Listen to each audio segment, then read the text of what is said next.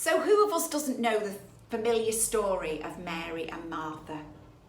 It's a story we'll have read in the Bible many, many times. And actually, I've always thought that the lesson to be learned from the story is, be more Mary. But on reflection, I think that we can learn lessons from both women. Mary's devotion to Jesus is obvious and it can't be questioned. You know, she broke the customs of the day because it was actually only men who were allowed to learn from rabbis. So Mary, by sitting at the feet of Jesus, was not only being an unhelpful sister, but she was actually going against cultural norms. In John chapter 12, we read of another encounter Mary has with Jesus, where she demonstrates her love in another wholehearted way. She washes his feet with expensive perfume and dries it with her hair. However, we sometimes overlook the fact that Martha offered her practical gift of hospitality.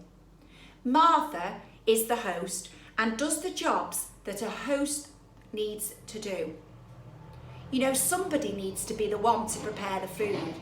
And it's the same today. How many people work behind the scenes to enable others to serve in a more upfront way?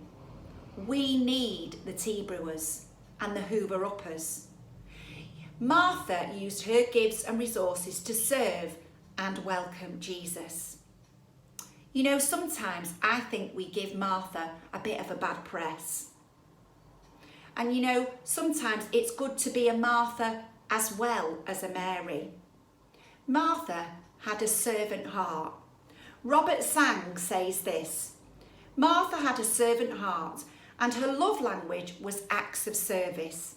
It's not that Martha loved Jesus any less than Mary, she just had a different way of expressing that love.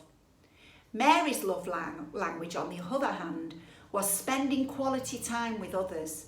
She simply chose to enjoy Jesus' company and sit with him.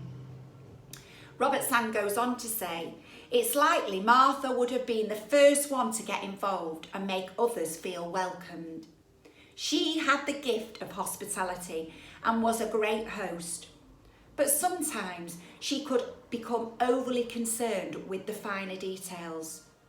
Perhaps she felt she had to make sure everything was just right.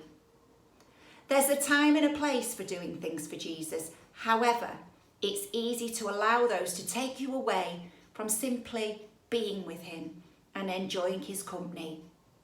Even though these two ladies are very different, Mary and Martha can teach us the significance of paying attention to Jesus.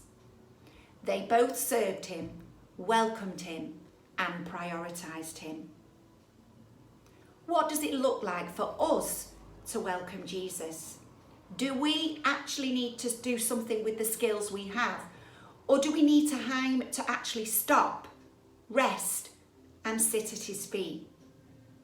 We need to pay attention to where Jesus is and know how best we should respond, whether that be to serve in an active way or to just stop and take time to listen to him. You know, we are all different. Not one of us is the same. Some people are natural doers, whilst others are deep thinkers. God did not make any one of us alike, and he needs both Mary's and Martha's. But what he does require of us is to ask him to show us how we can partner with him and show others who he is. The French monk and author of Practice of the Presence of God, Brother Lawrence, writes about the importance of welcoming God.